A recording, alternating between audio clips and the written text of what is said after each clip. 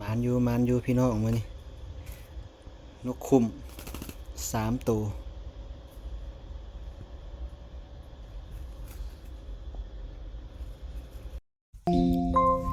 ทักทายสบายดีพี่น้อง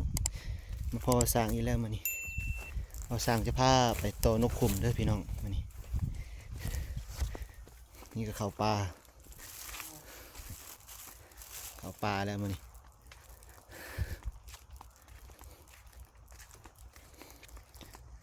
คือว่านกคุ้มหลายแถวนี้นี่พี่น้องป่านี่เราสร้างสิพามาใส่แบบคุ้มปลาตัวนี้หัวนะว่านกคุ้มหลายเพราะว่ามีหมูเพิ่นมาตัด ตัดมันนี่เนาะกนมันต้นเพิ่นว่าโอ้ยเห็นหลายบินเราสั่งก็เลยสิพามาพาพี่น้องมาตอนกขุมลองเบิ่งไม้นี่เลยพี่น้องภูมิหญ้าแถวนี้แหละ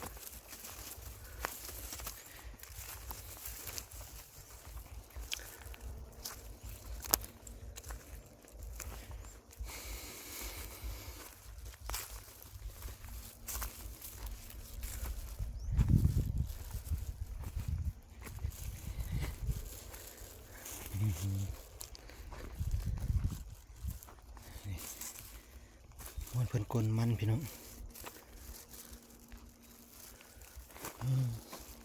มันยังบ่หมดเถอะ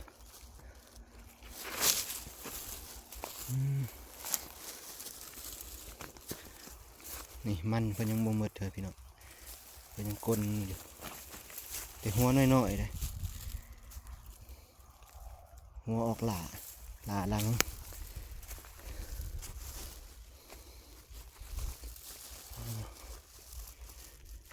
หามาเยอะนี่ก่อน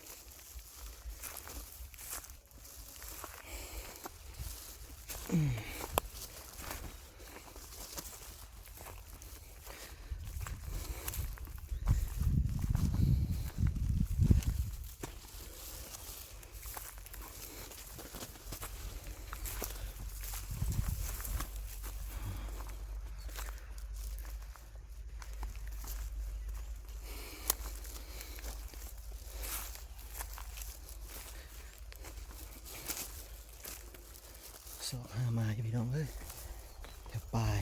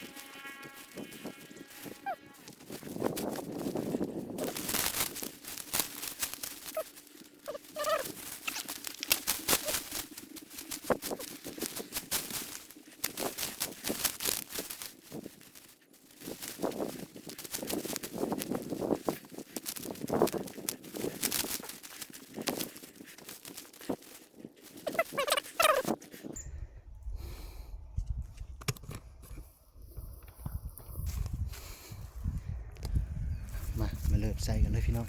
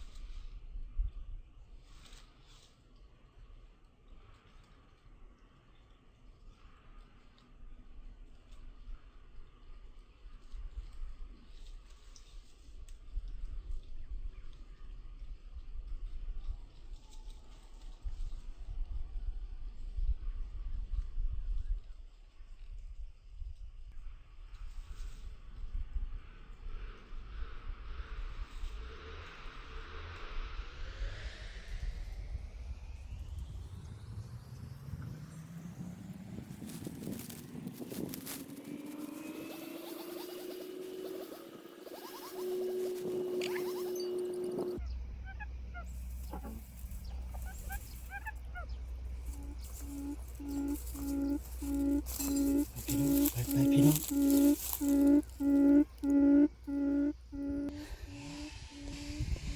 เดี๋ยวเขามารอถาก่อนพี่น้องตัวนี้เขาใส่อยู่พุ่น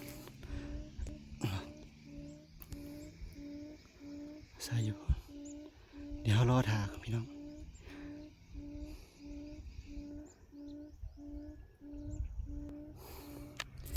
ว่าจะได้พ้นบ่พี่น้องเลย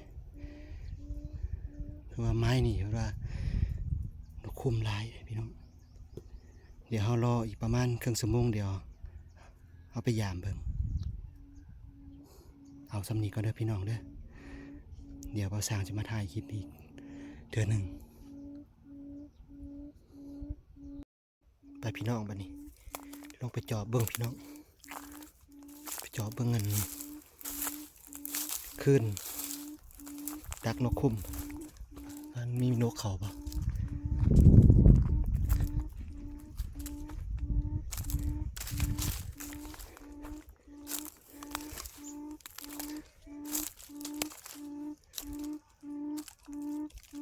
เฮ้ยมาแล้วพี่น้อง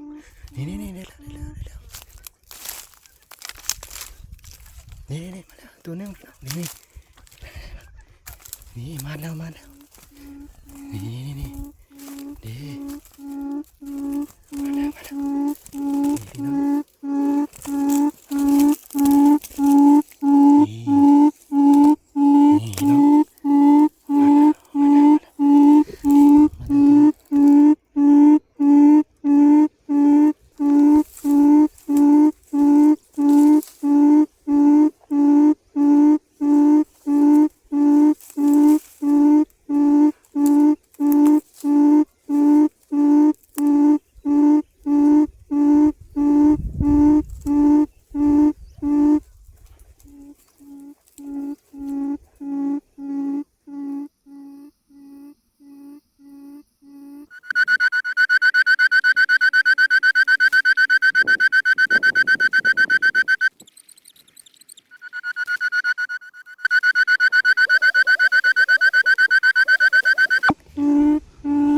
พี่น้อง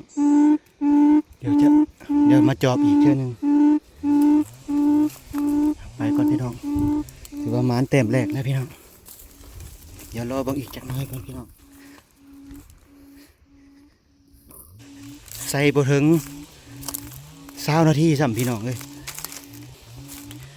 เบาสร้างใส่บ่ถึง20 นาทีซ้ำพี่น้องเขาเร็วขนาดเลยเขาไวขนาดถือว่าลายอยู่เลยพี่น้องเดี๋ยวรอถ่ายรุ่นอีกเบิ้งว่ามันยังไหม้อีกบ่คำโนมาเท่ากับเปลี่ยนไม้ใหม่พี่น้องซื้อประมาณละเต็มแล้วโอเคพี่น้องเดี๋ยวไปจอบเบิ้งรอบที่2พี่น้องว่า มันจะเข้าอีกบ่ผ่านไปประมาณ10 นาทีเลยพี่น้องที่ไปรุ่นน้ำกันพี่น้องแล้วมันจะเข้าอีกบ่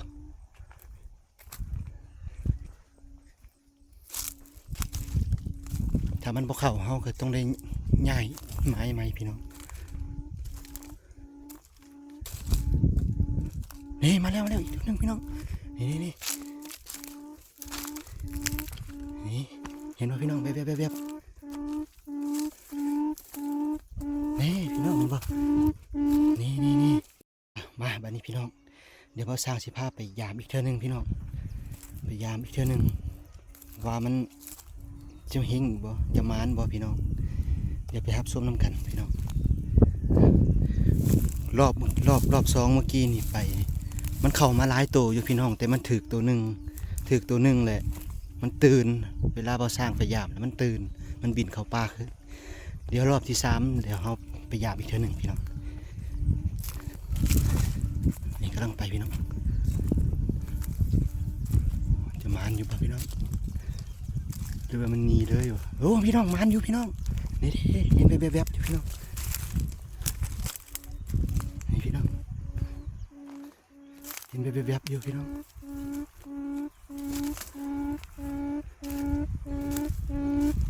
นี่พี่น้องนี่มานอยู่พี่น้องนี่โอเคแต้ม3เลยพี่น้องแต้ม3แล้ว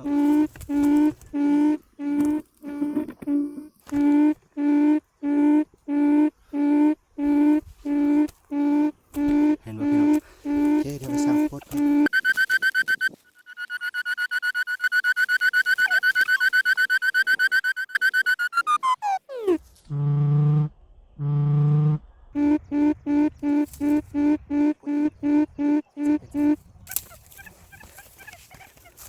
โอเคไปน้องไป3 เต็มเลยน้องไปพี่น้องถือว่าเขาไว้อยู่พี่น้องไป3 เต็มเลยพี่น้องโอเคเดี๋ยวไปก่อนเดี๋ยวมาเจาะเบิ่งใหม่พี่น้อง3 เต็มพี่น้องบัดนี้เราสร้างสิไปพาไปจอบอีกเทื่อนึงพี่น้องว่าจะมานคือเก่าบ่แต่3 แต้มแล้วมื้อนี้เดี๋ยวจะไปจอบอีกเทื่อนึงถ้าว่ายังถึกอยู่เฮาก็จิรอไปอีกถ้าว่ายังบ่ถึกเฮาจิเปลี่ยนไปไม้ใหม่เด้อพี่น้องเดี๋ยวไปเบิ่งน้ำกันอีกเทื่อนึง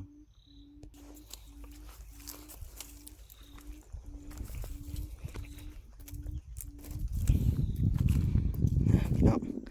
ผ่านไปอีก10 นาทีพี่น้องก็ถือว่าเข้าไว้อยู่ได้พี่น้องเด้อ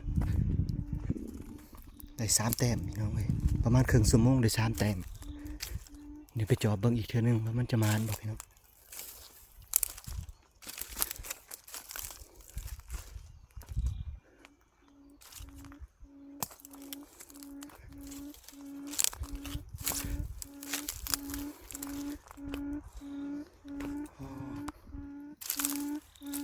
ถือว่ามันบ่เข้านะพี่น้องถือว่ามันบ่เข้าแล้วโอเคเดี๋ยวเขาจะได้เปลี่ยนไม้ใหม่พี่น้องถือว่ามันบ่เข้าแล้วโอเคเดี๋ยวมาสร้างใหญ่ไม้ใหม่ก่อนอ้าวพี่น้องบาทนี้สิได้กลับแล้วได้บาทนี้พี่น้องเอ้ยมันแต่3 ตัวแรกพี่น้องเอ้ยนกขุมกับพวกเขาอีกพี่น้องมันสวยแหละพี่น้องเอ้ยเดี๋ยวไปเบิ่งไม้ตัวเบ้าสร้างเอาไปใส่ไว้อีกว่าสิมานบ่คันบ่มานก็มีแต่สิกลับเลยได้บัดนี้ คือว่าได้3 ตัวแล้วพี่น้อง3 ตัวเท่าโอเคเดี๋ยวเก็บสัมภาระไปเอาตัวเอาสั่งไปใส่ไว้พุ่นแหละคันพอได้ก็สิได้กลับแล้วพี่น้อง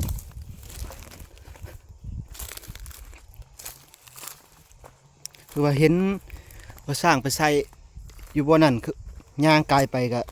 เห็นมันบินพุบพับพุบพับพุบพับอยู่ลายอยู่พี่น้องมันรุ่นน้ำกันเลยพี่น้องเลยว่ามันสีเข่าว่าตัวนี้คือว่ามันอยากสวยแน่ๆนะมันอยากสวยเลยมันบุเข่าพี่น้องเลยล้อรุ่นน้ำกันเบิ่งว่ามันสีเข่าคันบุเข่ากันสิได้กลับเมื่อเลยได้แบบ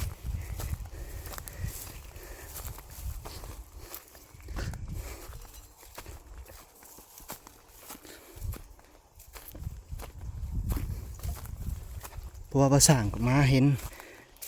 บินมันบินออกบนพักบนนี่แหละบนข้าเจ้า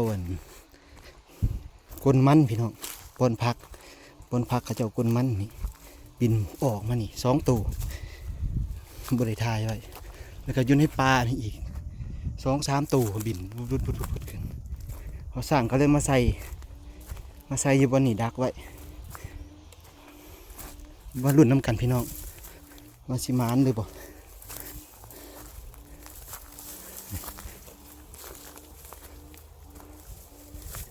น้ำก็หลาย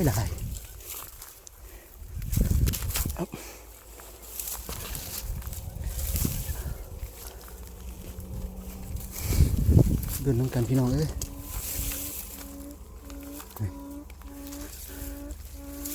โอ้บกเขาเลยพี่น้องเลยคือว่ามันสวยแหละบกเขาพี่น้องบกเขาโอเค